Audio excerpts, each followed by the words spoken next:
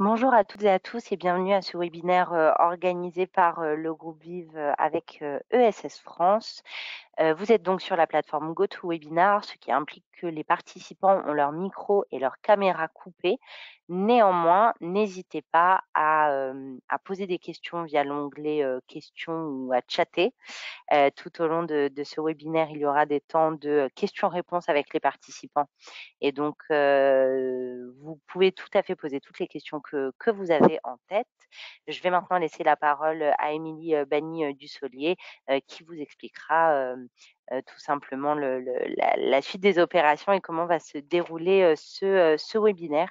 Merci beaucoup à toutes et à tous pour votre participation. Et un dernier élément, ce webinaire est enregistré et son replay sera certainement diffusé. Merci encore à toutes et à tous et je te laisse la parole, Émilie. Merci Pauline, bonjour à toutes et à tous. Je suis Émilie Banny-Dussolier, je suis administratrice d'Harmonie Mutuelle et du groupe Vive et j'ai le plaisir d'animer ce webinaire avec vous ce soir. Déjà un grand merci aux organisateurs et puis à tous les intervenants qui sont avec nous aujourd'hui. Voilà, parce qu'ils vont relever un petit challenge temporel puisqu'ils ont très peu de temps à chaque fois pour intervenir, mais on a pris le parti en fait d'avoir une exhaustivité de points de vue et d'angles en fait à vous démontrer et on s'attachera en tout cas à la suite du webinaire de faire toutes les mises en relation nécessaires, d'envoyer les liens ou les vidéos voilà, qui peuvent vous permettre de satisfaire plus de curiosité par rapport à ce qu'ils vous auront exposé. Donc, on est ensemble pour 2 tables rondes jusqu'à 18h30. Je vais tout de suite passer la parole à Stéphanie Goujon, directrice empreinte mutualiste du groupe Vive, et d'Aurore Médieux, responsable transition écologique et économie circulaire de SS France, qui vont introduire l'une et l'autre ce webinaire. Merci Émilie, bonjour à tous. Donc moi je suis Stéphanie Goujon, je suis effectivement directrice empreinte mutualiste du groupe Vive et je voulais vous partager 3 choses en 90 secondes pour bien respecter le timing que nous a donné Émilie. Je démarre par 3 chiffres, je n'essaye pas de parler trop vite non plus. Premier chiffre, c'est 58%. Il y avait une étude cet été du National Climate Change qui était parue, relayée dans le monde, qui disait que 58% des maladies infectieuses sont aggravées par le dérèglement climatique. Voilà, premier chiffre. Deuxième chiffre, plus 68%. Plus 68% de mortalité liée à la chaleur, d'après une étude publiée par The Lancet en partenariat avec l'OMS il y a une quinzaine de jours. Vous voyez que les chiffres montent, c'est comme la chaleur. Et dernier chiffre, 71%. 61% des Français sont inquiets de l'impact du changement climatique sur leur santé. Ce chiffre-là, c'est une étude en fait que le groupe Vive a mandaté avec Diavox. Donc, deuxième chose à vous livrer au-delà de ces chiffres qui parlent d'eux-mêmes, et je pense que Nicolas Leblanc rebondira là-dessus avec brio tout à l'heure, on voit bien qu'il y a un lien entre dérèglement climatique et santé, et bien sûr les mutuelles acteurs de la santé et de la protection sociale globale ont un rôle prioritaire à jouer.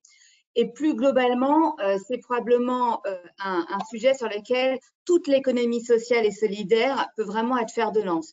Parce que c'est une économie de proximité, parce que c'est une économie de solution, c'est une économie qui met au cœur de ses préoccupations l'humain, mais aussi le respect de l'environnement par tout le volet circulaire, que je pense que ma collègue, pour cette séquence introductive, va bien sûr relayer. Donc, je pense que c'est très important aussi de vous livrer qu'on va parler de solutions également aujourd'hui, pas uniquement des problèmes et des diagnostics, et qu'il y aura beaucoup de témoignages pour rendre justice aussi à la thématique qui a été choisie pour ce mois de l'ESS avec le groupe Vive, qui est la transition écologique. Et la dernière chose, c'est peut-être de vous livrer une citation qui m'a marquée d'Antonio Guterres, donc le secrétaire général de l'ONU. Voilà, on peut pas dire que ce soit l'ONU, c'est pas les dangereux activistes climatiques, hein, mais qui disait la crise climatique, elle nuit non seulement à la santé de notre planète, mais aussi à celle de tous ses habitants. Voilà, donc je pense que le lien il est fait désormais. Les mutuelles ont un rôle à jouer, l'ESS a un rôle à jouer. Voilà, c'est un beau débat qui s'ouvre à nous aujourd'hui dans ces 2 tables rondes animées par Émilie. Et je te tends le micro virtuel et je me pose sur mon micro. Voilà. Merci beaucoup, Stéphanie. Donc, je rappelle juste aux participants que pendant toute la durée du webinaire, vous pouvez interagir avec nous à travers le fil de discussion. Et donc, on récupérera quelques questions, messages, en tout cas, entre les deux tables rondes pour faire du lien. Et je passe la parole à Aurore Médieux. Merci Midi, bonjour à toutes et tous. Moi, on m'a demandé d'introduire justement pour faire le lien entre ESS et transition écologique dans la mesure où je suis responsable de ce pôle transition écologique chez ESS France, qui est la Chambre française de l'économie sociale et solidaire. C'est relativement évident en fait quand on travaille avec les structures, puisqu'on s'aperçoit qu'un certain nombre d'initiatives en faveur de la transition écologique dans les territoires sont à l'initiative de structures de l'ESS. Et ça s'explique assez bien, puisque en réalité ces initiatives prennent naissance auprès de collectifs de citoyennes et de citoyens qui vont identifier dans leur propre territoire un manque peut-être d'activité sur ces questions, en tout cas peut-être un manque de réactivité à l'urgence climatique que l'on voit aujourd'hui, et qui vont essayer de s'organiser ensemble pour trouver des solutions très concrètes. Et il se trouve que dans la majorité des cas, quand ces personnes s'organisent entre elles, elles s'organisent sous forme de statut associatif ou coopératif, ou encore on observe aussi de sociétés commerciales de l'ESS. Donc on va avoir dans les 5 familles de l'ESS, ces familles qui vont être vraiment sur des solutions cœur de métier. Et puis de fait, les mutuelles, et c'est pour ça que c'est très intéressant d'avoir un webinaire organisé par le groupe VIV ce soir sur ce sujet, sont de plus en plus concernées de toute façon par ces questions, même si elles ne vont pas être en direct sur l'agriculture ou sur le réemploi des équipements, puisque on voit bien qu'il va y avoir des impacts très forts en matière de santé. Et même sur des questions d'assurance. Et donc, on voit bien qu'il va y avoir, notamment par la question des risques climatiques. Et donc, il y a un vrai enjeu aussi à pouvoir transformer ces offres pour pouvoir répondre à cette crise climatique aujourd'hui qui nous touche toutes et tous. Sur les questions en particulier de santé, on peut beaucoup relier les choses en matière de transition écologique à la question des pollutions au sens large, et beaucoup aussi à la question de l'alimentation. C'est d'ailleurs pour ça qu'on voit qu'il est inscrit alimentation et santé dans la première partie de cette table ronde, enfin dans la première table ronde. Et sur ces questions-là, l'ESS, elle est aussi pionnière de solutions de solutions concrètes, puisqu'on va avoir à la fois des structures comme Terre de Liens, par exemple, et Passeurs de Terre du mouvement Terre de Liens a remporté le prix de l'ESS et de la transition écologique, et le prix lui a été remis la semaine dernière au moment du lancement du mois de l'ESS. En fait, là, on va être sur des formes très intéressantes où on peut mobiliser l'épargne des citoyennes et des citoyens pour faciliter l'accès au foncier agricole à des nouveaux agriculteurs et agricultrices qui ne seraient pas issus de familles d'agriculteurs et donc qui pourraient avoir besoin d'avoir un accès plus facilité à cette terre. Et ce qui est très intéressant, c'est qu'il y a une forme de contrat d'engagement en contrepartie, puisque les exploitants de ces terres-là auront l'obligation de s'engager à travailler sous le label pour produire de l'agriculture biologique. Donc ça veut dire qu'il y a aussi un engagement à pouvoir contribuer à une agriculture de qualité. On va avoir d'autres exemples très intéressants où on va utiliser le maraîchage biologique au service de l'insertion par l'activité économique avec des réseaux comme le réseau Cocagne qui vont essayer de redonner du sens à des personnes éloignées de l'emploi par l'outil de production agricole. Et ça a beaucoup de sens aussi pour eux de pouvoir contribuer ensuite à produire des paniers solidaires à destination de personnes défavorisées et qui peuvent du coup avoir accès à l'agriculture biologique peut-être plus facilement que si ces solutions n'existaient pas. Et puis je vais prendre un dernier exemple, mais j'en oublie évidemment, mon but n'était pas d'être exhaustive, mais vraiment de faire le lien avec ces différents sujets. On a un certain nombre de structures de l'ESS aujourd'hui qui se positionnent sur ce qu'on appelle les questions de sécurité sociale alimentaire, qui est un énorme sujet. Encore plus dans une période comme celle que l'on vit actuellement où on a une crise du pouvoir d'achat, c'est-à-dire comment garantit-on l'accès à toutes et tous à une agriculture de qualité. Et ce qui est très intéressant, c'est de voir qu'à la fois des groupes un petit peu type think tank ou des structures d'aide à l'accès à l'alimentation, d'aide alimentaire en gros, se posent ces questions-là à différents niveaux. Ça veut donc dire qu'il y a un vrai besoin de réfléchir à ces notions et de trouver un cadre juridique et plus formalisée sur justement cette notion de sécurité sociale alimentaire, à savoir donc alors peut-être que le terme vous choquera sur les questions de mutualité et de sécurité sociale au sens large, mais l'idée derrière, c'est pas tant le terme que l'idée, à savoir en fait comment on accompagne toutes les personnes, quel que soit leur revenu, à pouvoir accéder à une agriculture de qualité et donc à une alimentation de qualité. Voilà pour cette introduction, pour montrer un petit peu la diversité des actions que peut mener l'économie sociale et solidaire sur ces questions en lien avec l'alimentation et la santé. Merci beaucoup, Aurore, d'avoir introduit ce webinaire avec nous. Et pardon, Émilie, je me permets juste de dire que Carteco, qui est la carte qui référence l'ensemble des structures de l'économie sociale et solidaire actrices de la transition écologique, vient justement depuis 1 mois de référencer la thématique agriculture et alimentation, et que donc nous invitons toutes les structures. Pour le moment, on est en train de monter en puissance progressivement. On a 2 régions, Normandie et Île-de-France, qui ont déjà fait un référencement un petit peu conséquent de structure. D'autres chambres régionales de l'ESS sont en train d'y travailler. Et donc, on invite évidemment toutes les structures de l'ESS qui agissent sur ce secteur d'activité à se référencer pour être identifiées, notamment pour être identifiées dans le cadre des achats socialement et écologiquement responsables, pour faire le lien avec la commande publique et les entreprises qui ont besoin de trouver des fournisseurs sur ces questions. Merci beaucoup, Aurore. Et je vous propose de démarrer la première table ronde, donc avec vraiment une fabuleuse introduction du sujet sur alimentation et santé. Et donc, c'est Nicolas Leblanc qui interviendra en premier, suivi de Valérie Gramont. Donc, Nicolas Leblanc, vous êtes médecin conseiller du groupe Vive et auteur d'un ouvrage sur santé, les inégalités tuent avec Alfred Spira. Et donc, vous allez nous poser un petit peu le contexte entre réchauffement climatique et impact sur la santé, avec la question du déterminant de santé sur l'alimentation. À vous. Merci Émilie, bonjour à toutes et tous. Écoutez, je suis ravi d'être là parce qu'on parle de santé sans parler de soins et dans la période, c'est intéressant de bien comprendre que la santé, derrière la définition classique de l'OMS, un état complet de bien-être physique, psychique et social, se cache, on va dire, des histoires de vie qui commencent avant même que la maladie soit là. Bien sûr, elles se poursuivent quand la maladie est là et ce qui détermine la santé consiste en de multiples facteurs qui interviennent avant même qu'on ait besoin du soin. Finalement, la santé, c'est un esprit sain dans un corps sain, comme disaient les ancêtres, et ça se travaille. Alors pourquoi? Simplement, un corps humain, c'est quand même très complexe. Et c'est un système énergétique, c'est un système de communication interne, externe, c'est un système de mobilité, c'est un système de relations. Et vous connaissez tous derrière les appareils qui sont mobilisés, l'appareil digestif, l'appareil immunitaire, l'appareil neurologique, etc., etc. Et donc, cette complexité-là fait qu'elle fonctionne, fait que le corps humain fonctionne ou dysfonctionne pour notre bien-être ou notre mal-être, et en relation avec l'environnement au sens premier du terme.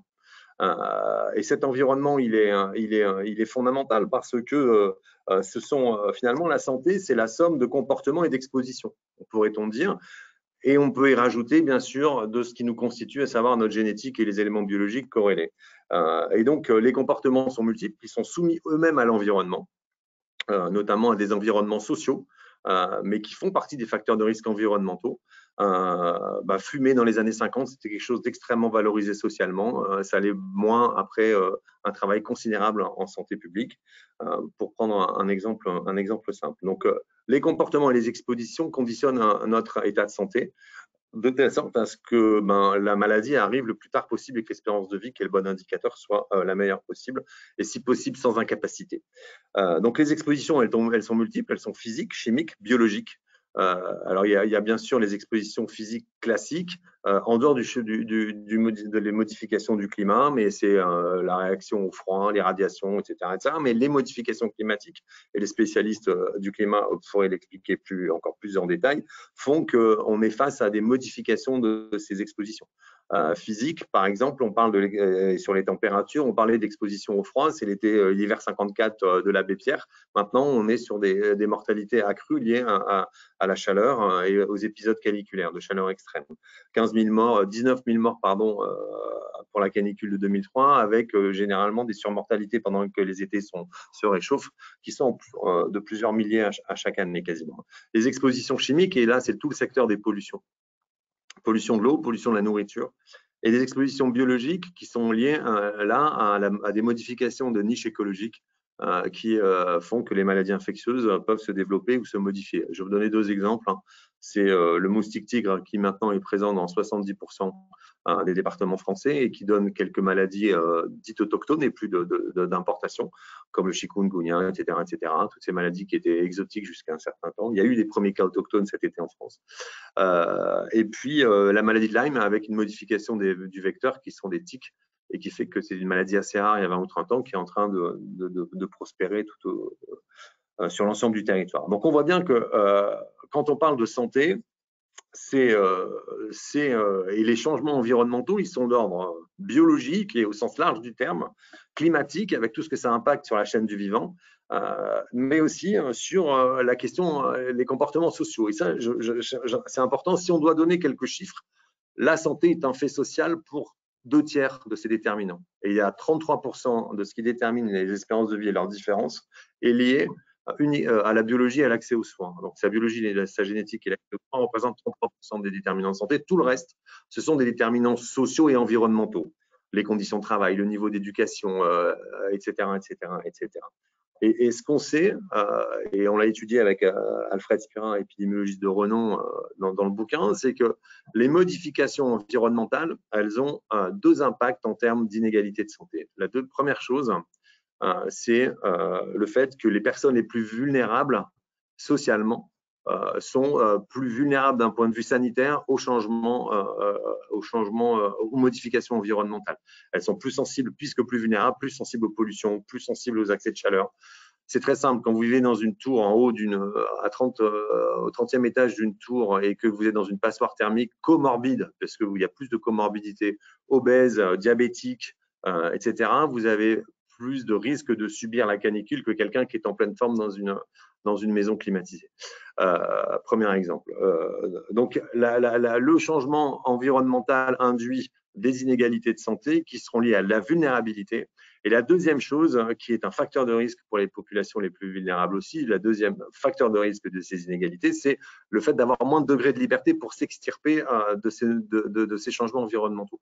Je reprends cet exemple, quand vous êtes au 30e étage d'une tour en passoire thermique et que vous n'avez pas de maison secondaire, vous subissez pendant tous les épisodes caniculaires les méfaits et les risques induits par cette canicule, alors que si vous avez une maison secondaire ou que vous ne vivez pas dans les mêmes conditions, vous pouvez, si vous avez accès aux aménités, si vous pouvez aller vous rafraîchir tout un temps, ou si vous avez une famille, du lien social qui vous permet de vous extirper de ce facteur de risque, eh ben, vous subirez moins, vous avez plus de degrés de liberté pour vous soustraire de ce facteur de risque. Et donc, on voit bien que les changements, les règlements climatiques et globalement toutes les modifications environnementales, mais j'y rajouterai les modifications liées à l'environnement social sont fondamentales, sont un facteur de risque vraiment majeur en termes de santé, qui va devenir de plus en plus important et qui va potentiellement nourrir les inégalités sociales de santé qui sont extrêmement fortes. Donc, travailler sur une meilleure compréhension de la santé environnementale, c'est aussi se donner les moyens de pouvoir gérer les impacts en santé et notamment en termes d'égalité face à cette capacité à pouvoir gérer un état complet de bien-être physique et psychique et social, comme on l'évoquait en début d'intervention. Voilà, j'espère que je n'ai pas été trop long, mais les déterminants de santé sont avant la maladie. Les questions environnementales au sens large, y compris l'environnement social, sont fondamentales et elles sont devant nous quant à la manière de pouvoir réduire si possible l'impact de tous ces changements sur la bonne santé de nos concitoyens. Parfait, sur le temps, c'est parfait. Merci beaucoup, Nicolas. Merci pour vraiment d'avoir posé le sujet comme ça. Valérie, est-ce que vous êtes bien en ligne avec nous? Oui. On va vous passer la parole tout de suite, en fait, après Nicolas. Eh bien, merci. Merci, Nicolas. Maintenant, ce que je vais essayer de vous présenter, c'est comment est-ce que concrètement, à l'établissement de l'Arbizon, on a lié la santé, l'alimentation et le service aux bénéficiaires. Alors, notre établissement de l'Arbizon, c'est un SSR de 96 lits avec 4 lits identifiés, soins palliatifs. On fait de l'hospice complet, de l'hospice temps partiel et on prend des patients essentiellement polypathologiques et avec 2 secteurs en oncologie. Alors, pourquoi est-ce qu'on a souhaité, sous l'impulsion du groupe MGN, avec l'accompagnement du responsable pôle hôtelier, retravailler, repenser nos circuits de production, de transformation et de distribution au niveau de la restauration? C'est un projet qui a pris en tout 2 années. 2 ans, ça peut paraître long, mais en fait, pour accompagner au changement et pour convaincre et pour lever tous les freins, eh bien, il faut être patient et tenir sa ligne de conduite. Alors concrètement, qu'est-ce qu'on a fait? On a d'abord priorisé les circuits courts pour les approvisionnements des produits, pour l'utilisation des produits locaux, c'est-à-dire manger local. Donc l'établissement est à Bagnères de Bigorre. Concrètement, eh bien, à l'établissement, au SSR, on mange des yaourts de ferme locales. On achète de la viande locale, produit localement, et on se procure des légumes de coopératives locales. Sur les légumes, je fais un petit lien avec ce que disait Aurore tout à l'heure. On travaille avec un ESAT sur la réinsertion à l'emploi. Résultat, en termes d'impact environnemental, nous avons moins d'emballage plastique, moins de transport et une satisfaction dans l'assiette avec des produits de saison. Deuxièmement, l'établissement a aussi accompagné l'ensemble des professionnels sur ce projet par le biais de formation. Parce que, comme je le disais tout à l'heure, on ne peut pas imposer le changement. Pour conduire ce changement au sein de l'établissement, il faut aussi convaincre et accompagner par des formations. Donc, nous avons formé les cuisiniers, le personnel hôtelier avec des formations sur place pour réapprendre à travailler les produits frais, à les sublimer et à les mettre en valeur dans l'assiette. Ça veut dire qu'en résultat, on a eu un plaisir pour les cuisiniers de retrouver un travail de produits frais, de produits locaux, de qualité. Une fierté aussi pour les cuisiniers de participer au parcours de soins. C'est-à-dire que l'alimentation fait partie aussi du parcours de soins et du séjour du patient, qui peut durer en établissement sur 21 à 60 jours. Un parcours de soins pour satisfaire le patient. Il faut savoir qu'on a eu aussi un challenge assez important. C'est pour ça aussi que le projet a pris son temps, puisque vous connaissez peut-être le contexte difficile de recrutement au sein de la restauration. Donc, nous sommes là aujourd'hui, à l'heure où je vous parle, en cours de stabilisation de l'équipe. Ensuite, ça ne suffit pas d'accompagner en formation les hommes, ça ne suffit pas de redire on va faire et on va acheter des produits locaux, mais il faut aussi investir. Donc, on a investi dans du matériel qui permet de travailler des cuissons de nuit, ce qui signifie économie d'énergie. On a supprimé les grands pianos avec le gaz pour mettre des sauteuses connectées indépendantes avec un lien par le biais de plateformes. On maîtrise donc les temps de cuisson. On a des produits avec des cuissons de nuit, donc des produits tendres, des produits fondants dans l'assiette. Je le sais parce qu'en fait, j'y goûte. J'y goûte tôt le matin et j'y goûte tôt le soir. Ça veut dire qu'on s'engage entièrement dans le projet. Donc, on a renouvelé les 100% du matériel. Le tunnel de lavage a aussi été entièrement renouvelé, ce qui dégage aussi des économies d'eau. Et ce qui a un impact aussi en termes de qualité de vie au travail et de sécurisation des professionnels dans le lever, mais aussi l'utilisation de l'huile, par exemple, pour faire les frites. Maintenant, sur l'impact pour le patient, le moment du petit déjeuner, du repas, du goûter, ce sont des moments qui vont rythmer la journée de soins. Mais ce sont aussi des moments et surtout des moments qui vont procurer du plaisir. Le plaisir des yeux, le plaisir du goût, les souvenirs aussi d'un bon plat. Je pense à Bagnères de Bigorre, la spécialité, c'est la garbure. Donc moi, à la suite d'une garbure, j'entends, et les professionnels de santé entendent les patients échanger sur la garbure, sur la viande qui a été mise, sur la sauce. Donc, ça permet de recréer aussi du lien social. Des discussions aussi entre patients et professionnels, ce qui veut dire qu'on a aussi travaillé sur le management au sein de l'établissement pour décloisonner. À terme, on travaillera des offres diversifiés pour des petits déjeuners salés. Par exemple, je pense aux patients qui a l'habitude de prendre le matin un petit déjeuner salé. Et puis ensuite, les machines investies nous permettent de fabriquer des goûters maison, des 4 quarts au citron, des 4 quarts au chocolat, des compotes maison, des fruits frais pressés maison. Donc, fini les petits gâteaux sous plastique, donc moins de plastique. Fini les petits packs de jus de fruits. On s'est engagé dans ce lien entre santé et alimentation, mais ça nous a aussi permis de maîtriser nos coûts. Ce qui est important aussi pour un établissement d'économie sociale et solidaire, c'est de maîtriser aussi ses coûts. Donc, moins de gaspillage alimentaire, une production au plus près. On a redéfini nos profils des mangeurs et on adapte à chaque patient. Résultat, à aujourd'hui, au bout de 2 ans, avec un accompagnement de proximité du responsable pour l'hôtelier, le patient peut se soigner et manger sain. Il peut manger frais et il peut manger local. Et pour un établissement situé à Bagnères de Bigorre, c'est très important de manger local. Le professionnel cuisinier, lui, il peut cuisiner des produits frais, il utilise un matériel performant, ergonomique et surtout, il retrouve de la créativité et du plaisir de retravailler dans de la restauration collective. Donc, on est aussi sur une revalorisation des métiers et une marque employeur. Les professionnels de santé, ils reconstruisent le lien entre le soin et l'alimentation. Un travail interdisciplinaire a été indispensable. L'établissement a conforté, je dirais, son modèle solidaire et responsable sur le territoire, avec des producteurs locaux, avec les liens politiques sur le territoire, avec une cuisine possédant des plats typiques, par exemple, on sert de la garbure, la tourte, le fromage pasteurisé, et l'établissement a réduit son impact environnemental, avec moins de gaspillage.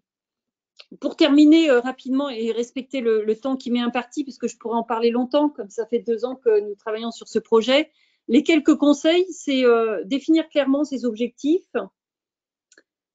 de s'armer de patience pour accompagner les équipes. Il ne suffit pas d'une directrice, on amène les hommes, on amène les femmes à adhérer au projet. Il n'est pas porté simplement par la direction, mais il doit être porté par l'ensemble des professionnels.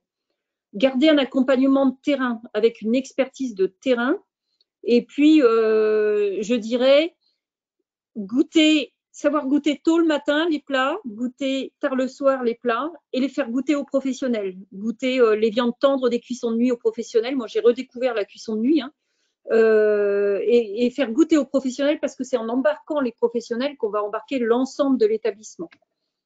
Voilà, je vous remercie. Merci beaucoup Valérie pour la démonstration de la transformation que vous avez opérée à l'Arbizon. C'est vraiment passionnant de voir comment vous avez vraiment collectivement relevé ces défis. On a eu des questions dans les commentaires sur si vous aviez constaté une amélioration sur le gaspillage alimentaire, mais vous en avez dit un mot. Et une question aussi de l'impact potentiel sur les coûts d'achat des produits alimentaires. Est-ce que vous voulez rebondir sur cette question? Oui, en exemple concret sur le gaspillage. Donc, depuis 1 an, on pèse systématiquement à la sortie et à l'arrivée au niveau du ramassage et du dérochage. On estime à 30% de baisse du gaspillage alimentaire. Donc là, sur l'année 2022, on est à une baisse de 30% de notre gaspillage alimentaire. Sur la maîtrise des coûts, en fait, concrètement, en sortant de l'alimentation agro-industrielle, on a réduit nos coûts. C'est-à-dire que c'est pas parce qu'on achète sur le territoire et en proximité que l'on paye plus cher. Au contraire, parce que derrière, on a redéfini nos profils de mangeurs et derrière, on travaille avec nos fournisseurs locaux. Alors, ça implique un impact, c'est-à-dire que le fournisseur local, c'est un engagement qu'on prend. Si je prends l'exemple des yaourts, concrètement, on ne peut pas commander toutes les semaines en fonction du nombre de patients, le nombre de yaourts. Il faut s'engager dans une commande régulière. C'est-à-dire que quand on va faire du sourcing auprès des producteurs, on prend un engagement auprès du producteur local d'avoir des commandes régulières. Ça, c'est un engagement important. Donc, ça demande une gestion beaucoup plus fine de nos commandes. Mais on maîtrise nos coûts et on ne dépense pas plus cher. Ok, merci beaucoup Valérie pour ces précisions.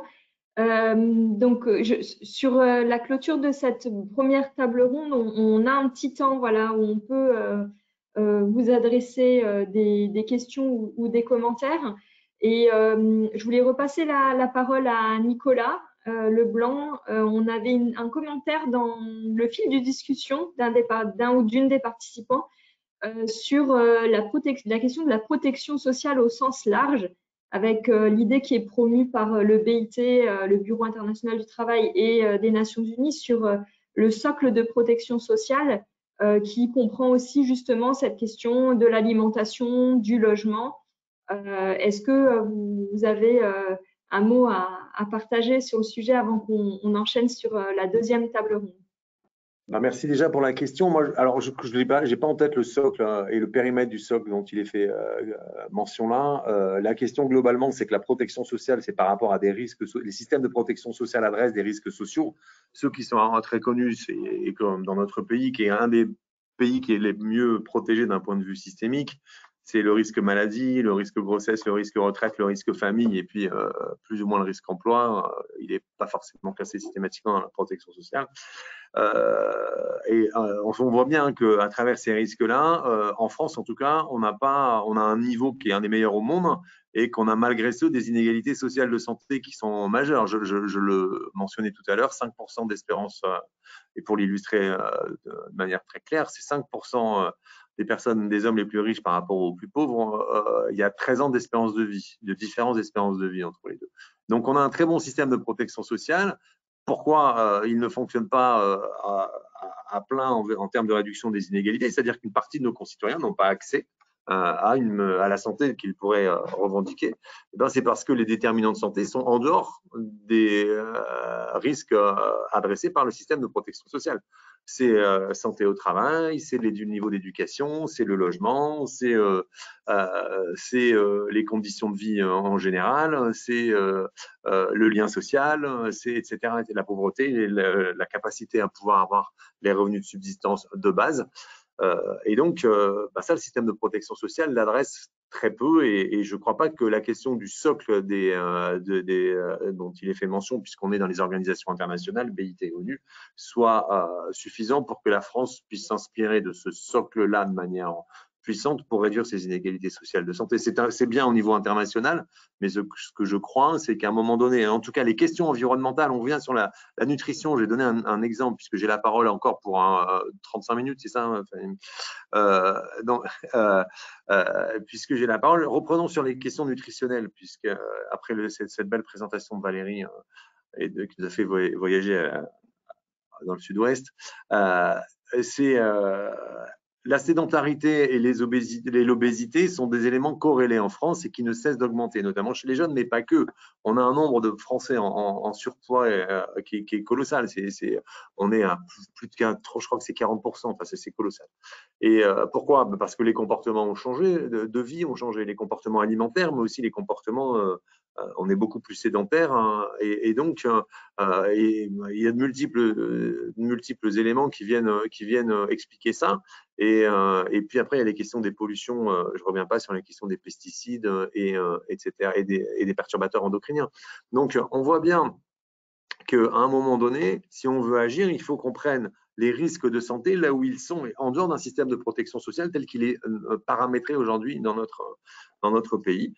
Et la question alimentaire et agricole est fondamentale puisqu'il s'agit de produire localement des produits de qualité avec des circuits de distribution différents et une manière de traiter les produits qui est différente quand il s'agit d'aller cuisiner après. Donc, c'est tout le système qui doit être re-questionné pour pouvoir essayer de retisser dans les territoires des éléments qui ressemblent peut-être plus à ce qu'on vivait que les anciens vivaient, mais avec la connaissance actuelle et sans doute un dispositif qui est très différent. Et je ne crois pas que ce soit le socle du BIT ou de l'ONU qui va nous aider à passer ce cap-là, même si c'est une avancée internationale importante, que de faire en sorte que les citoyens du monde puissent bénéficier d'un système de protection sociale. C'est évident. Merci pour le partage, Nicolas. Merci beaucoup à tous les deux déjà pour cette première table ronde que vous nous avez permis d'aborder sur les questions alimentation et santé. Je voudrais préciser aux participants que On pourra vous transmettre voilà, d'autres informations plus précises sur ce sujet et sur les intervenants si vous le souhaitez, donc après le webinaire. Valérie donc, est directrice du centre mutualiste l'Arbizon. Donc voilà, vous pouvez aussi trouver sur Internet pas mal d'informations autour de ce qu'elle a partagé avec vous. Et puis, pour clôturer voilà, cette première table ronde, eh bien, j'ai envie de vous mentionner aussi le lauréat des prix ESS dans la catégorie transition écologique cette année, qui a été remis par ESS France, qui est une association, non, c'est une coopérative, excusez-moi, c'est une SIC qui s'appelle Passeurs de Terre. Et donc, on avait invité Philippe Jaunet à pouvoir vous en dire 2 mots, mais je vais le représenter puisque voilà, il est sur le terrain, comme on dit. Et donc, c'est une SIC qui est rattachée à la fédération Terre de Liens également, et donc qui promeut l'accès au foncier pour les personnes, les agriculteurs qui veulent s'installer en agriculture biologique. Et donc, ils travaillent sur un territoire bien précis pour pouvoir lever des fonds de manière solidaire et donner accès et transmettre à la fois la possibilité de louer par le biais d'un bail spécifique des terres, et donc d'avoir accès, de travailler sur le foncier. Voilà, donc il y a une vidéo qui est disponible sur le site Moi et Prix ESS que vous pouvez découvrir si vous ne l'avez pas déjà découvert avec les réseaux sociaux qui ont tourné depuis la semaine dernière pour le lancement du mois de l'ESS. Et je vous propose de passer donc à notre deuxième thématique, qui est davantage sur infrastructure et climat. Donc, on est toujours sur l'impact en fait du dérèglement climatique sur la santé, mais on va davantage aborder la question notamment du logement, du bâti, etc. Et donc, je vais passer la parole à Karim Oudkassi. Vous êtes directeur scientifique pour le groupe Vive et directeur de la fondation MGEN. Donc, vous allez nous parler justement de la question du développement d'offres de soins, de comment concilier les questions de déterminants de santé, de logement avec les enjeux qui sont les nôtres aujourd'hui. Donc, Karim, c'est à vous. Oui, parfait. Bah, écoutez, est-ce que vous m'entendez tout d'abord? On vous entend bien. Très bien. Bah, moi, je ne vois personne parce que l'écran est figé, mais si vous m'entendez, vous me voyez, bah, écoutez, c'est le principal. Écoutez, en tout cas, bonjour à tous. Je suis ravi également d'être parmi vous aujourd'hui. Donc, comme cela a été évoqué, le changement climatique affecte la santé des populations de manière inédite, et ce, en agissant sur les déterminants de santé qui ont été évoqués par Nicolas. Donc, les impacts du changement peuvent être directs, liés à l'augmentation des températures. C'est ce que nous avons tous connu durant les vagues de chaleur, qui sont donc à l'origine d'une surmortalité par des phénomènes, par exemple, d'hyperthermie, de déshydratation. Donc, c'est ce que l'on appelle le stress thermique dans un jargon médical. Les températures extrêmes peuvent aussi aggraver l'état de santé des personnes malades, que cela soit les patients atteints de maladies cardiovasculaires, de maladies respiratoires, ou même, et on a tendance à l'oublier, des maladies neuropsychiatriques. Donc, le stress thermique que j'ai évoqué est plus présent dans les secteurs défavorisés, dans les grands centres urbains, où on retrouve un ensemble de conditions qui sont corrélées à ce que l'on nomme l'index d'inconfort thermique élevé. Donc, c'est tout simplement des logements mal isolés, des quartiers qui sont plus minéralisés et pollués, en général à proximité des routes, des autoroutes, et en tout cas sans lieu public pour se rafraîchir. Autre chose que l'on peut évoquer, c'est les fortes précipitations qui sont également liées, je dirais, au réchauffement climatique. Et donc, ces fortes précipitations qui engendrent une aggravation des inondations, des crues, eh bien là encore, certaines zones sont plus exposées que d'autres. Notamment là où les sols sont imperméabilisés, comme encore une fois dans les espaces urbanisés que j'ai évoqués tout à l'heure. Alors, je ne serai pas exhaustif sur l'ensemble des effets directs du réchauffement climatique, mais juste on a tendance à oublier tout simplement l'exposition aux UV et les risques accrus de cancer de la peau liés à cela. Alors j'ai évoqué là des effets directs, il y a aussi des effets indirects du réchauffement climatique. L'augmentation des allergies, hein, de par l'augmentation, je dirais, des agents pathogènes qui sont produits par les végétaux et donc qui sont modifiés là encore par le réchauffement climatique. La pollution, ça a été évoqué tout à l'heure, donc le phénomène du smog hein, qui est combiné à des températures extrêmes, qui va toucher des personnes en particulier, typiquement ceux qui font leur jogging dehors, les enfants et les gens, encore une fois, atteints de maladies chroniques notamment. Donc ce smog provient notamment, je dirais, des émanations industrielles, des véhicules de moteur, qui sont eux-mêmes à leur tour pourvoyeurs de réchauffement climatique. Donc on a un cercle vicieux comme ça qui se met en place entre pollution et réchauffement climatique. Donc j'ai évoqué la pollution extérieure, mais encore une fois, on a tendance à sous-estimer cette fois la pollution de l'air intérieur.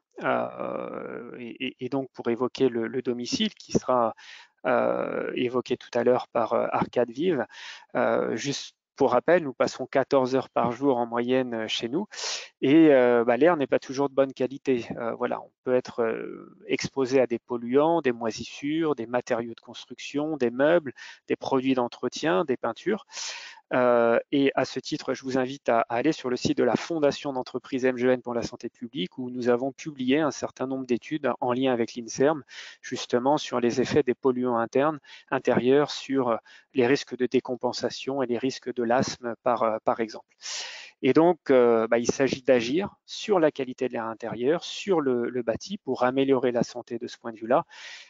Voilà, en travaillant par exemple sur les conditions d'aération, sur l'exposition aux substances.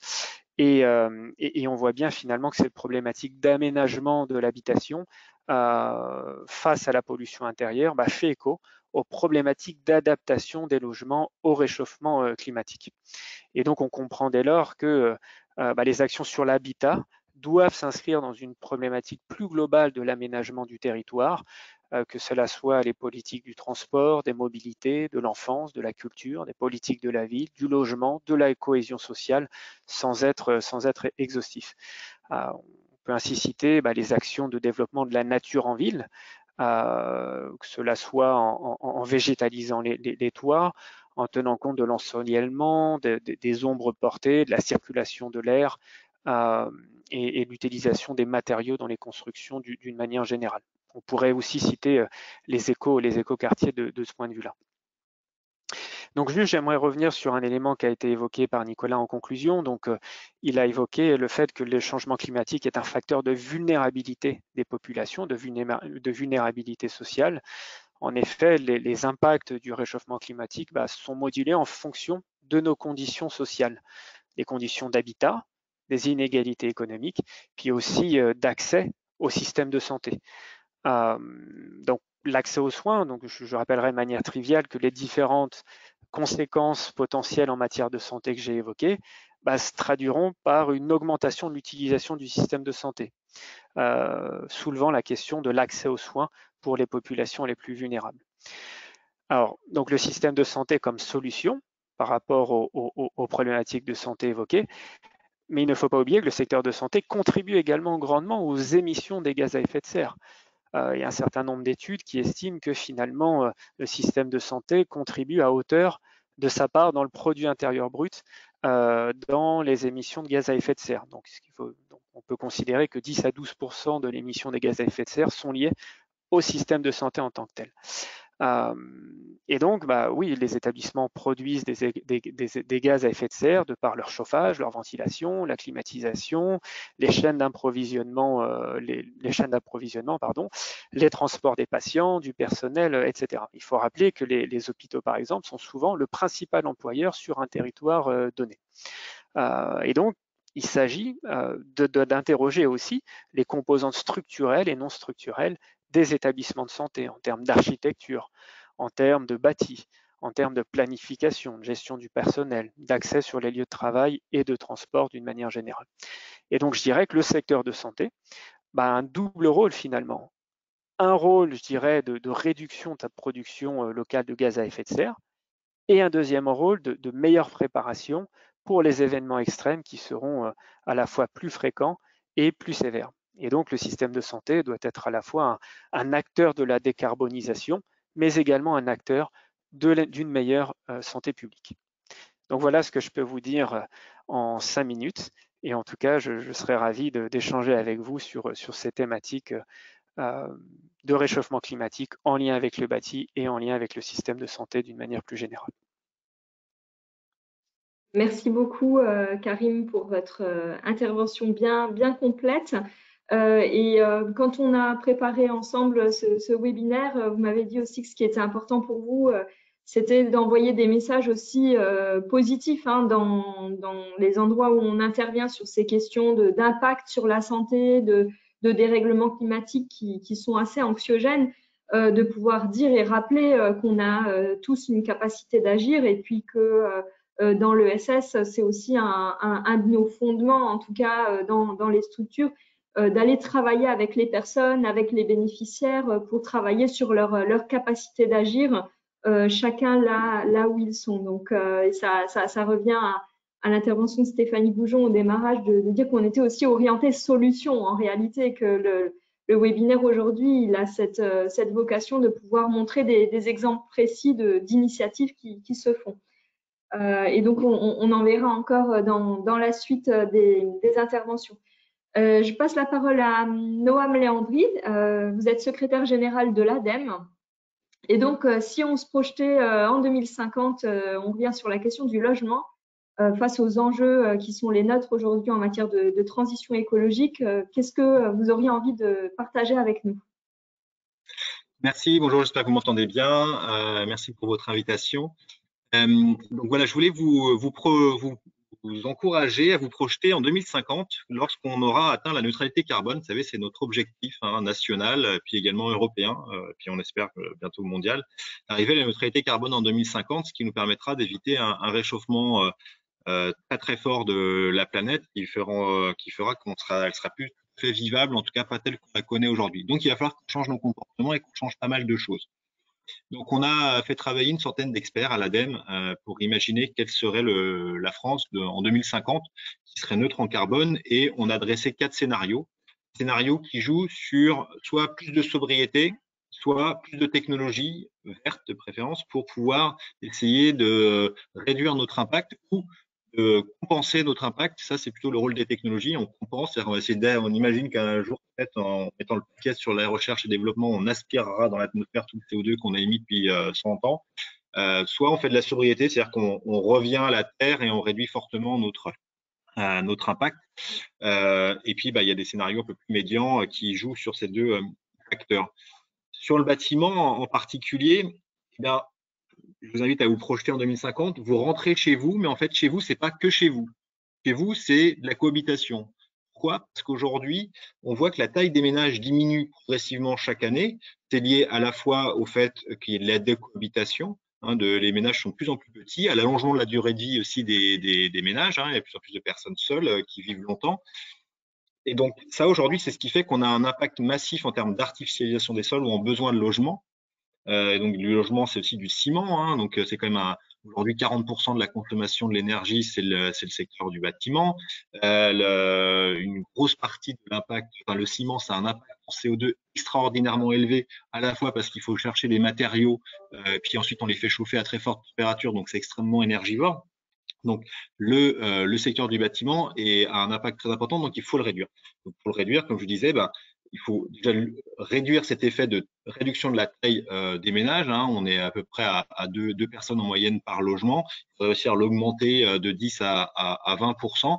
Alors, on va pas faire, comme j'ai vu ça sur Twitter, un petit malin, c'est-à-dire que si vous ne trouvez pas un conjoint, l'ADEME vous en tirera un par hasard. Non, l'ADEME va pas vous attribuer un conjoint au hasard pour pouvoir réduire votre impact CO2. Mais l'idée est bonne, c'est-à-dire, disons, la logique est bien celle-ci, c'est-à-dire qu'il faut réussir à partager des choses avec d'autres. Et donc, ça passe soit par le fait de faire de la cohabitation, de partager des pièces, par exemple. C'est-à-dire qu'aujourd'hui, vous avez un espace pour vos vélos, il faut peut-être qu'il soit partagé à d'autres. Il y a des équipements ménagers qui peuvent aussi également être partagés. J'aime bien cette image de la perceuse. J'imagine que vous ne savez pas combien de temps une perceuse fonctionne dans toute sa durée de vie. que c'est assez marquant. Une perceuse, si vous en avez une chez vous, et c'est d'imaginer combien de fois vous l'avez utilisée, combien de temps elle a tourné. Ben, en moyenne, c'est 5 minutes. Dans toute sa vie de perceuse, elle va tourner que 5 minutes. Nous, on voit l'intérêt de partager des choses, mais c'est valable pour des perceuses, pour des frigos, des congélateurs, plein d'équipements électroménagers que vous pourriez avoir en commun. Ça, j'ai parlé du fait de partager, de cohabiter. Il y a aussi le fait qu'il va falloir réduire la part de maisons individuelles construites dans les nouvelles constructions, les constructions neuves de logements, parce que ça contribue à l'artificialisation. Moins de maisons, ça peut être aussi des espaces partagés, hein, comme je l'évoquais juste avant, mais en tout cas, on a un enjeu. Aujourd'hui, c'est presque la moitié des constructions neuves sont des maisons individuelles en France. Il faut qu'on réduise. Sur nos scénarios, c'est entre 15% et 30%, mais en tout cas, il y a besoin de réduire cette part. Et puis enfin, pour pas être trop long, il y a toute la méthode de construction maintenant ou de rénovation qu'il va falloir complètement revoir. Vous avez, alors j'en discutais avec des assureurs du bâtiment, alors vous n'êtes pas assureur du bâtiment, mais je peux vous dire que ça pose des questions juridiques quand même extrêmement complexes, hein. Ils se disent, mais alors comment je vais faire pour assurer un bâtiment qui a utilisé des matériaux de réemploi pour la construction, par exemple, c'était de la laine de verre qui a été récupérée sur des chantiers. Est-ce que je suis assuré? Est-ce que c'est bien conforme aux règles de l'art, etc. Donc ça pose beaucoup de questions juridiques en termes de couverture assurantielle. Mais en tout cas, ce qui est certain, c'est qu'il va falloir avoir plus de matériaux biosourcés, hein, des isolants biosourcés, plus d'ossature bois, de construction à partir de bois, puisque le bois, c'est neutre en carbone, c'est dès lors qu'on replante ce qu'on a coupé. Et puis, plus de réemploi. Aujourd'hui, c'est un objectif. 90% des déchets du BTP doivent être réutilisés. Il va y avoir une éco-contribution, comme vous avez aujourd'hui l'éco-contribution sur l'électroménager que vous voyez là quand vous payez une éco-taxe sur votre frigo, sur votre téléphone portable, etc. Ça va être appliqué l'année prochaine sur tous les matériaux de construction. Quand vous allez acheter votre sac de ciment, maintenant, il y aura 50 €, 1 € encore, qui sera appliqué au sac pour avoir une filière de recyclage et de réemploi de tous ces matériaux. Donc, ça va changer quand même fortement nos habitudes et j'espère que ça permettra effectivement de contribuer à ce monde neutre en carbone en 2050. C'est celui sur lequel on a planché et on espère qu'on y parviendra. Parce que de toute façon, si on n'y parvient pas, on aura de sacrés gros problèmes. Merci beaucoup, Noam, pour l'intervention très claire et précise à la fois sur les enjeux, en tout cas, du logement. Et puis, comme on a dit qu'on était aussi orienté solutions vraiment concrètes, j'accueille avec nous Lorraine Ventier, qui prend la suite. Donc, vous êtes responsable projet à la direction Habitat du groupe Vive et vous allez nous parler du label Logement Santé. Oui, bonjour, merci Émilie et merci aux intervenants précédents qui ont vraiment très bien introduit le sujet, puisqu'on va rester dans cette thématique avec une illustration concrète avec le label Logement Santé. Donc le label Logement Santé, c'est un label qui a été créé par le groupe Vive et le groupe Arcade Vive. Donc je rappelle, le groupe Arcade Vive, c'est le 4e opérateur de logement social en France. Et il a rejoint en 2019 le groupe Vive, donc premier acteur mutualiste. Donc cette réunion, c'est d'abord le partage d'une conviction, c'est qu'on peut améliorer la vie par l'habitat, qu'on peut préserver et améliorer la santé des habitants, parce que comme ça a été dit précédemment, on passe en moyenne 16 heures par jour dans son logement, donc c'est un lieu qui compte pour la santé, qui est évidemment fondamental. Donc, ce travail qui a été mené par le groupe Vive et le groupe Arcade Vive s'est appuyé sur la définition de l'Organisation mondiale de la santé, selon laquelle le logement est un déterminant de santé.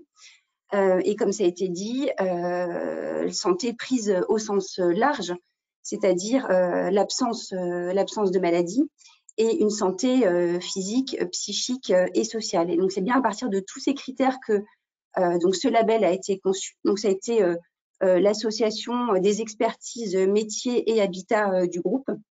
Et donc, en 2022, ce label a été lancé. Donc, ce label, qu'est-ce que c'est en fait? C'est une démarche innovante, c'est une démarche d'innovation sociale et qui s'inscrit dans un process d'amélioration continue et qui s'est construit, on va dire, sa particularité, c'est de travailler à la fois sur des éléments du bâti, c'est-à-dire comment on va concevoir le logement, et puis la dimension service, c'est-à-dire tout ce qu'on va pouvoir apporter aux habitants une fois qu'ils vont vivre à l'intérieur de leur logement. Donc, il a été construit autour d'un triptyque. C'est comment on va améliorer la vie des habitants en leur procurant des éléments pour une vie plus saine, c'est-à-dire donc travailler vraiment sur les facteurs de prévention, des éléments pour une vie plus attractive, plus désirable, c'est-à-dire dans un cadre de vie qui va être favorable à leur santé au sens large, et puis une vie plus résiliente. Et là, on est vraiment dans le cœur du sujet d'aujourd'hui sur le dérèglement climatique, c'est comment on va aussi leur apporter de la protection autour de leur logement sur des phénomènes qui sont en train d'être de plus en plus forts à l'extérieur, hausse des températures, mais aussi phénomènes climatiques extrêmes, tels que ça a été cité par Karim sur notamment, par exemple, les inondations. Donc, c'est un label qui a été créé pour le logement neuf et qui va prochainement aussi évoluer pour s'adapter à des projets de réhabilitation. Donc, ce label, il est construit autour de 40 engagements. Donc, concrètement, de quoi il va s'agir, en fait. On va travailler sur le bâti, c'est-à-dire qu'on va concevoir des logements qui vont utiliser plus de matériaux biosourcés pour une meilleure qualité de l'air, pour un meilleur confort thermique. On va travailler sur la luminosité pour avoir un sentiment de bien-être. On va plutôt produire des logements qui vont être traversants pour pouvoir permettre de la luminosité, mais aussi une meilleure ventilation naturelle. On va travailler sur la qualité de l'air avec des systèmes plus innovants en termes de ventilation aussi mécanique lorsque c'est nécessaire en fonction du lieu dans lequel vont s'implanter ces bâtiments. On va travailler sur la partie service, je le disais tout à l'heure, en proposant aux habitants des services pour les accompagner dans leur vie autour des thématiques de santé, avec des informations santé qui vont leur être apportées, donc par exemple en lien avec les sujets environnement et santé. On va leur apporter des services d'écoute, de conseil et d'accompagnement avec une mise à disposition, une ligne téléphonique qui va pouvoir leur apporter des informations, et puis tout un panel en fait de services aussi qui vont aller autour de la mise à disposition du matériel médical ou de l'accompagnement de la téléassistance. Voilà, donc ce sont des dispositifs qui seront proposés aussi à la carte aux habitants dès lors que les logements seront livrés. Donc, tous ces dispositifs sont proposés, donc je le disais, dans le cadre de logements neufs qui sont en train d'être produits. Donc là, on n'a pas de retour d'expérience encore puisqu'on est au stade de la production. Donc, pour des logements, je rappelle, qui sont des logements, tout type de logements, familiaux, pas forcément des logements seniors. J'ai cité quelques dispositifs qui concernent plutôt les seniors, mais ça va concerner n'importe quel habitant dans ces logements. Logements jeunes aussi, donc logement senior, logement familial. L'objectif, c'est de produire à peu près 1000 logements d'ici 2024. Le groupe Arcade Vif s'est engagé à doper sa production sur ces logements santé dans les années qui viennent, et puis aussi donc à promouvoir en fait un petit peu cette thématique. On sent qu'aujourd'hui, il y a beaucoup de choses qui sont en train d'évoluer sur ces sujets-là, une attention forte autour de la question de la santé environnementale. Et donc, le projet, c'est aussi de pouvoir faire évoluer ce label, ce référentiel et ce label dans les temps à venir, notamment pour doper la dimension résilience en fonction des nouveaux besoins qui sont émergents sur ces thématiques-là. Donc, voilà ce que je pouvais vous dire. Alors, j'étais très rapide. Il y aura peut-être des questions pour compléter. Je vous remercie pour votre attention et pour la proposition d'avoir pu présenter ce label aujourd'hui. Merci beaucoup, Lorraine. C'était vraiment parfait. On n'hésitera pas s'il y a des questions dans le fil de commentaires. Là, on m'a adressé quelques questions qui étaient destinées à l'ADEME, mais voilà, Noam Léandri devait nous quitter à 18h, donc on se chargera d'adresser les questions et puis de pouvoir d'une manière ou d'une autre vous adresser des précisions. Merci beaucoup à Lorraine pour cette présentation sur comment le logement, c'est aussi un rôle en matière de prévention. Et puis, votre invitation aussi que vous faites aujourd'hui, puisque c'est un webinaire à destination des acteurs de l'ESS, de pouvoir se rapprocher en tout cas du groupe VIV pour pouvoir contribuer aussi à l'amélioration de nos pratiques sur les besoins des bénéficiaires finaux et les besoins sur les territoires. Je passe la parole à Clément Morillon de la Croix-Rouge. Bonjour Clément. Merci d'être avec nous. Vous êtes responsable du département Affaires publiques donc pour la Croix-Rouge française.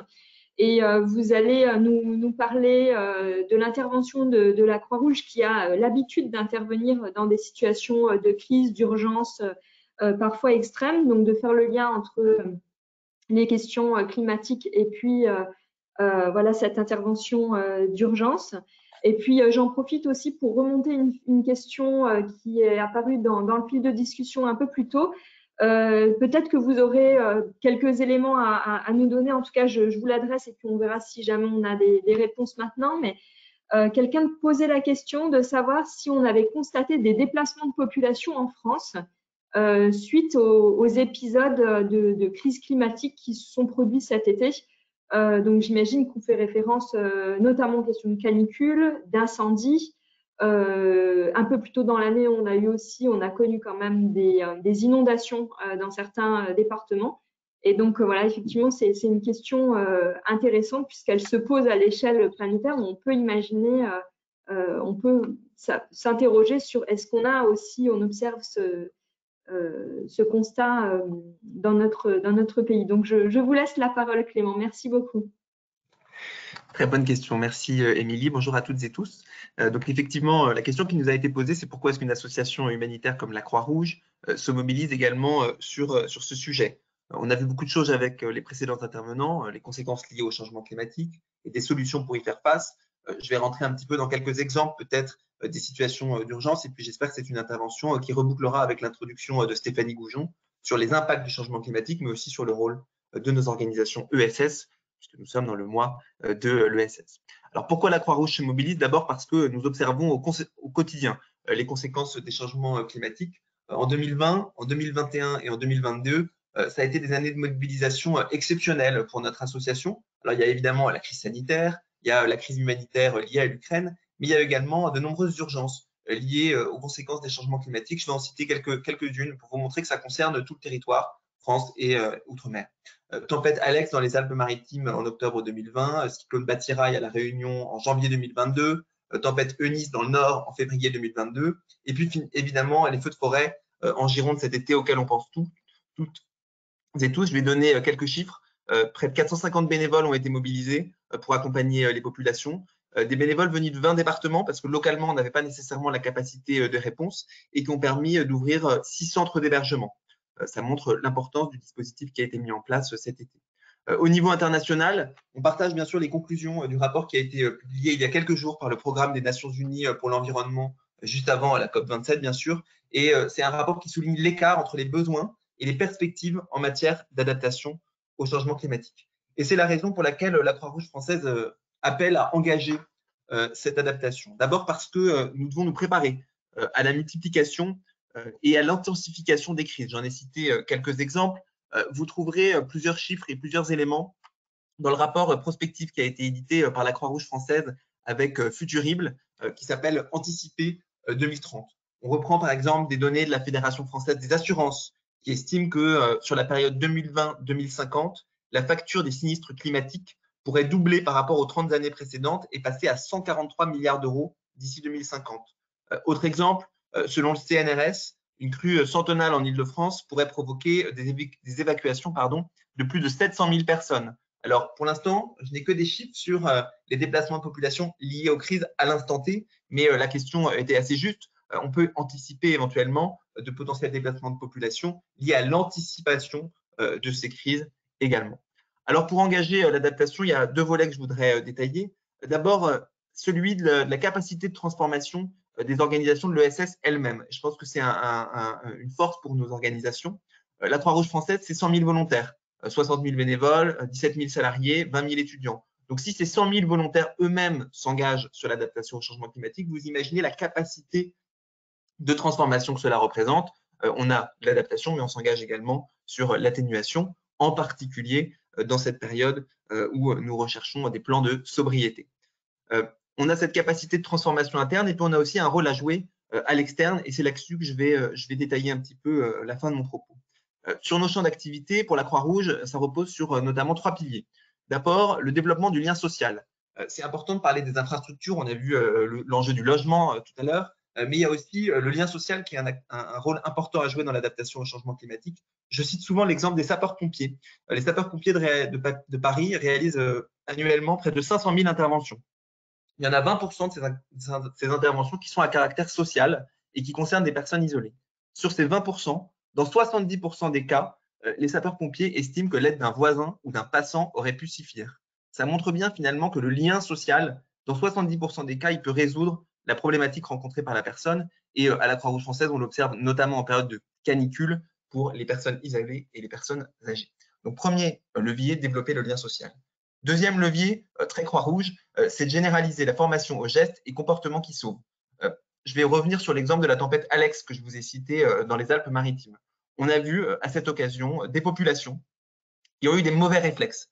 Celui de descendre au garage pour aller mettre à l'abri son automobile, celui de sortir pour filmer ce qui se passe. C'est des mauvais réflexes qui mettent en danger les populations. Il y a un vrai besoin de former et de sensibiliser les populations aux gestes et comportements qui sauvent. Et puis, il y a des enjeux de préparation au niveau local. Lors de la tempête Alex, certains gymnases qui ont été mis à disposition des personnes évacuées étaient en zone inondable. Donc, on a dû réévacuer des personnes des gymnases dans lesquels on les avait hébergées en urgence. Donc, on voit bien ici qu'on a des vrais leviers de préparation des populations. Pour la Croix-Rouge, l'objectif, c'est 80% de la population formée aux gestes et comportements qui sauvent, et c'est de mettre en place une coordination nationale et locale de la préparation aux crises. Et puis, dernier volet qui est important et qui concerne les jeunes, c'est tenir compte des enjeux de bien-être psychologique et de santé mentale. Il y a évidemment les déplacements de population, mais il y a également le phénomène de l'éco-anxiété. Il y a une étude récente du Lancet de septembre 2021 qui montre que 84% des jeunes se disent inquiets face au phénomène du changement climatique et plus de la moitié se sentent en colère, coupables ou impuissants. Et finalement, en conclusion, ça fait le lien avec ce qui a été dit sur la capacité d'agir. Le vrai risque, c'est l'impuissance. Et l'adaptation au changement climatique, c'est redonner de la capacité d'agir aux populations. C'est un appel qu'on a lancé lors de la rédaction d'un rapport qui s'appelle « Comment soigner une humanité à plus de degrés ?» parce que même à plus de degrés, on a des enjeux liés au changement climatique et à la santé, et on l'a vu notamment avec les différentes interventions. Donc, merci à toutes et tous pour votre écoute. Merci beaucoup Clément. Je remonte le fil de discussion. Il y a des questions pour Lorraine sur le label Logement Santé. Alors, Lorraine, je vous propose de vous remettre à l'antenne pour prendre deux questions. Donc, une sur l'impact sur le coût au mètre carré dans la construction de logements sociaux s'il y a une prise en compte du label Logement Santé. Et la deuxième question qui est sur le label en lui-même. Est-ce que le label est une propriété du groupe Vive ou s'il est ouvert et partagé? Oui, très bien. Merci pour ces questions. Alors, je ne sais pas si la question sur les coûts a été posée par quelqu'un qui travaille dans le secteur de la construction. Vous savez que la question des coûts est particulièrement problématique en ce moment pour plein de raisons. Je n'ai pas de réponse vraiment très précise à cette question parce qu'en fait, il y a pas mal de facteurs à prendre en compte. Donc, je dirais que nous, par rapport aux observations dans le groupe Arcade Vive, je vais dire un chiffre, mais il a plein de guillemets parce que tout dépend des éléments que je vais vous donner juste après. Il serait autour de 2%, mais tout dépend des référentiels qui peuvent déjà être pris dans les opérations. Est-ce que l'opération est déjà NFHQ ou pas? Est-ce qu'elle répond à la réglementation énergétique 2020 ou la RT 2012? Enfin voilà, tous ces sujets-là sur la partie bâtie et sur la partie service, en fait, on ne peut pas quantifier l'apport de service par rapport à des mètres carrés. Et ces actions, on va dire, sur la partie service et lien social, il y a des services qui sont proposés par le groupe Vive, notamment le service écoute santé que j'ai cité tout à l'heure, qui sont des services clés en main et que les opérateurs de logement social achètent. Et puis, il y a des services de lien social qui seront mis en œuvre par les équipes, en fait, d'accompagnement social du bailleur, par exemple, pour mettre en place des initiatives dans la résidence autour du sport. Voilà, c'est des choses que j'ai pas eu le temps de citer, mais c'est des choses qui font appel aussi à des métiers qui sont déjà présents dans l'organisme. Et donc, toutes ces actions vont permettre la labellisation, mais toutes ne seront pas quantifiables en euros par rapport à un prix au mètre carré. En tout cas, il y a une très forte vigilance qui est apportée là-dessus parce que il y a cette volonté en fait d'apporter ces éléments de qualité sur les logements du groupe Arcade Vive, mais il y a aussi bien évidemment la volonté de ne pas renchérir les coûts et de rendre ces opérations possibles. Donc, on est très, très attentif à tout ça. Et du coup, sur l'autre question, sur l'attribution du label, enfin la propriété du label, aujourd'hui, le label, en fait, c'est une propriété du groupe Vive. L'exploitation du label, elle est aujourd'hui exclusivement mise en œuvre par le groupe Arcade Vive. On va dire c'était la base du démarrage. J'en profite aussi pour dire que cette attribution, en fait, ce label, il est contrôlé. Hein, donc, le groupe Vive vérifie en fait les engagements, la mise en œuvre des engagements dans les projets pour attribuer le label. Il y a une opération de vérification qui est opérée par un vérificateur externe. Il y a un comité de labellisation qui est là aujourd'hui pour garantir, on va dire, les grands éléments de cohérence en fait qui ont été souhaités dans le label. Alors demain, c'est la question, l'ouverture à d'autres acteurs du logement, ça fait partie des éléments qui sont dans les tuyaux, dans les réflexions. Voilà, donc s'il y a des candidats intéressés, il faut aussi se manifester. Merci beaucoup. On se chargera de récupérer justement. N'hésitez pas à nous écrire dans le fil de discussion si vous avez envie d'avoir plus d'informations ou être mis en relation éventuellement avec Lorraine ou d'autres personnes sur le sujet. On fera ça à l'issue du webinaire. Merci beaucoup, Lorraine, d'avoir repris la parole. Je vous propose de passer à nos derniers intervenants. Donc, c'est Jade Catio et Xavier. Alors, excusez-moi, je n'ai pas le nom sous les yeux. J'ai plus ma bonne feuille. C'est Xavier Raby-Lemoine. Voilà. Donc, ils vont ensemble intervenir pour présenter un dispositif autour duquel ils travaillent tous les deux. Donc, Jade, vous êtes coordinatrice sociale pour l'ALFI, Association pour le logement des familles et des isolés. Et donc, vous avez organisé un trophée de l'innovation sociale dont l'association Logicité est lauréate. Et donc, je vous laisse tous les deux, Jade d'abord, je crois, prendre la parole autour du sujet qui vous réunit tous les deux. Oui, merci. Donc, bonsoir à tous. Donc, avec Xavier, on va vous présenter le projet qu'on est actuellement en train de mettre en place au sein d'une résidence.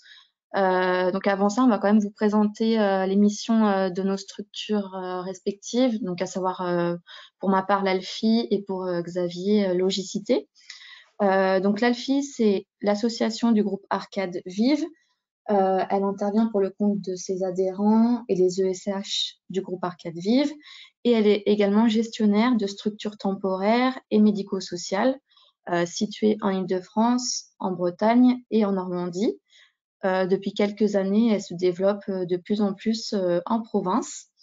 Actuellement, donc, elle gère 21 résidences jeunes actifs, un foyer jeunes travailleurs, une résidence accueil et 8 pensions de famille pour un total d'environ 1900 logements.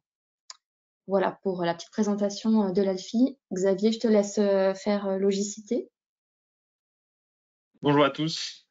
Logicité, c'est une structure de Croix-Rouge Insertion qui fait elle-même partie de la Croix-Rouge française.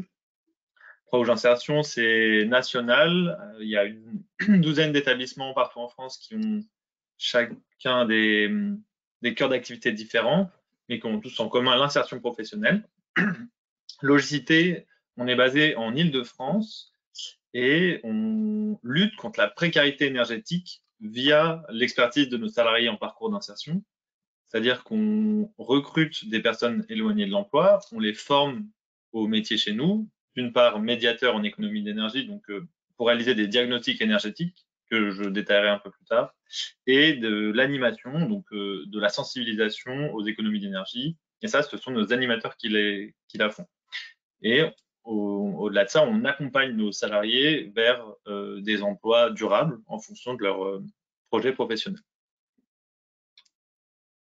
Ok, donc là, on va vous présenter le projet.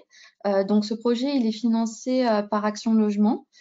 Et il a pour but de sensibiliser les jeunes aux économies d'énergie Donc, il aura lieu dans un premier temps au sein d'une résidence jeunes actifs située dans le 14e arrondissement de Paris. Donc, cette structure accueille des jeunes célibataires sans enfants qui sont âgés de 18 à 35 ans. Ces jeunes peuvent éprouver différentes difficultés, notamment pour accéder à un logement autonome, parce qu'ils ont des difficultés budgétaires, parce qu'ils ont des difficultés d'insertion sociale, une instabilité professionnelle, un parcours d'errance, un manque d'autonomie dans leur quotidien, ça peut être aussi de l'isolement et des problèmes de santé qu'on peut observer de plus en plus depuis la crise du Covid. Ce projet a également émergé en raison de la situation climatique actuelle et de la hausse du coût de l'énergie qui est supportée par le gestionnaire et donc l'ALFI. Il faut savoir que dans les résidences, les jeunes payent une redevance mensuelle, donc qui comprend le montant d'un loyer et un forfait pour des charges qui restent fixes, quelle que soit la consommation réelle du jeune en termes d'énergie. Donc ce projet a différents objectifs. Donc d'une part, c'est de sensibiliser le public accueilli aux économies d'énergie, pour qui la dépense énergétique n'est pas une priorité dans leur quotidien du fait des différentes problématiques que j'ai pu vous citer précédemment. C'est aussi de les aider à comprendre leur consommation d'énergie afin qu'ils puissent apprendre à mieux la maîtriser ultérieurement. Et c'est aussi d'inciter les jeunes à adopter des éco-gestes dans leur quotidien. La maîtrise des dépenses en énergie leur permettra de se maintenir durablement dans leur logement, notamment en limitant leurs charges énergétiques, parce que le travail des travailleurs sociaux de l'ALFI, c'est d'amener les jeunes vers l'autonomie afin qu'ils puissent intégrer un logement durable ensuite. Et donc, généralement, ce sont des jeunes qui intègrent le parc social et donc pour qui les charges d'énergie peuvent être vraiment une surprise pour eux, vu qu'ils étaient auparavant dans une structure pour qui le montant de la redevance ne variait jamais. Voilà pour les différents objectifs du projet que l'on porte avec Xavier. Je te laisse peut-être présenter les différentes actions qui vont être mises en place, Xavier. Oui, tout à fait. Et Jade a raison, le challenge, c'est de faire passer tous ces messages d'éco-gestes et d'économie d'énergie à des personnes qui ne payent pas leurs factures. Et pour ça, on a mis en place différentes actions. D'une part, des animations collectives avec deux thématiques. Une animation collective sur les économies d'eau et l'autre sur les économies d'énergie. À chaque fois, c'est sous la forme de stand un peu ludique pour essayer de rendre le sujet plus parlant auprès du public. Ces animations, elles vont permettre de lancer le projet de diagnostic énergétique au sein des ménages. Ça, c'est des visites à domicile au sein du logement qui sont effectuées par nos médiateurs en économie d'énergie, pendant lesquelles on va analyser le bâti, la ventilation, l'équipement électroménager, les habitudes de consommation. Le tout dans un objectif de donner des conseils pour aider les personnes à comprendre leur consommation d'énergie et les maîtriser. Donc, d'une part, juste sur les consommations d'énergie, mais également sur le confort dans le logement. Toutes les questions de ventilation qui sont primordiales sur la santé et qui ne sont pas tout le temps maîtrisées. Voilà, parce qu'on va boucher la ventilation, parce qu'il y a un courant d'air. Ça, c'est des gestes qu'on rencontre souvent et qu'il est très important de sensibiliser à ce niveau-là. On va également donner du matériel économe qui permettra d'améliorer le confort dans le logement et de réduire les consommations. Donc voilà, ces visites, elles sont très complètes. Elles comportent un volet social, donc qui vont en lien étroit avec les travailleuses sociales de l'ALFI. On va pouvoir adresser des problématiques sociales précises des résidents de l'ALFI, avec des orientations judicieuses, une communication entre nos médiateurs et les travailleuses sociales pour repérer des situations à risque et qu'on pourrait adresser avant que ça n'empire. Voilà pour les diagnostics et le projet se terminera par un porte-à-porte de sensibilisation au tri des déchets effectué par nos animateurs. Voilà, donc le projet il va durer 6 mois environ et il commencera dans les semaines à venir. Et l'objectif, c'est ensuite de le déployer sur l'ensemble des résidences gérées par l'ALFI et éventuellement de les déployer également dans le parc locatif du groupe Arcade Vive pour sensibiliser les locataires. Voilà. Merci. Merci beaucoup Xavier et Jade pour la présentation de ce dispositif et des actions de sensibilisation que vous menez à l'égard des résidents. Et bien, il nous reste à clôturer en fait ce webinaire et je voulais vraiment vous remercier toutes et tous les intervenants d'avoir tenu très précisément vos timings et de nous avoir donné à chaque fois le goût d'aller chercher un peu plus loin sur vos différentes initiatives, dispositifs, structures dans lesquelles vous intervenez. Merci beaucoup aux organisateurs, que ce soit du côté de SS France et aux équipes du groupe Vive qui ont brillamment réussi à faire de ce temps un temps très, très intéressant. Le seul bémol, c'est tout juste cette frustration finalement du distanciel où en plus, voilà, on a beaucoup moins d'interaction avec les participants, mais je prendrai connaissance de l'intégralité des échanges et on fera le nécessaire avec les collègues de SS France pour revenir vers vous et éventuellement apporter des précisions et pourquoi pas voilà, organiser autre chose pour creuser l'un ou l'autre sujet et trouver des terrains de coopération. Je suis vraiment ravie de ce webinaire qui, je trouve, avait vraiment une teinte positive dans ces sujets qui sont pas toujours simples à envisager. Et puis, j'ai envie de vous laisser avec une touche peut-être plus théorique et philosophique, en tout cas, qui, si ça vous parle, vous irez voir de quoi il s'agit. Il y a un auteur que j'aime beaucoup qui est Amartya Sen, qui a été prix Nobel en 98 du Nobel de l'économie pour sa contribution à l'économie du bien-être et qui a théorisé des choses autour de la capacité. Alors, on en a parlé plusieurs fois aujourd'hui, capacité d'agir, orienter solutions, comment on accompagne les personnes. Je crois que c'est vraiment fondamental et dans l'ESS, c'est des choses qu'on a à cœur de faire. Et en tout cas, autour de ce sujet de capacité des personnes, Amartya Sen dit qu'on n'apprécie pas seulement la question des inégalités sociales par rapport à la question des ressources monétaires en fait qui sont inégales dans la population, mais aussi dans la manière dont ils peuvent se saisir justement de solutions, de capacités d'agir, etc. Et donc voilà, vous avez tous démontré, et puis dans l'ESS, on le démontre souvent, et c'est l'occasion du mois de l'ESS de mettre en lumière qu'on est à la fois au contact des besoins des personnes et des territoires, tout ça dans l'objet d'accompagner des mouvements pour les transitions écologiques et sociales en tout cas. Donc, merci à tous et je vous souhaite une très bonne soirée et à bientôt.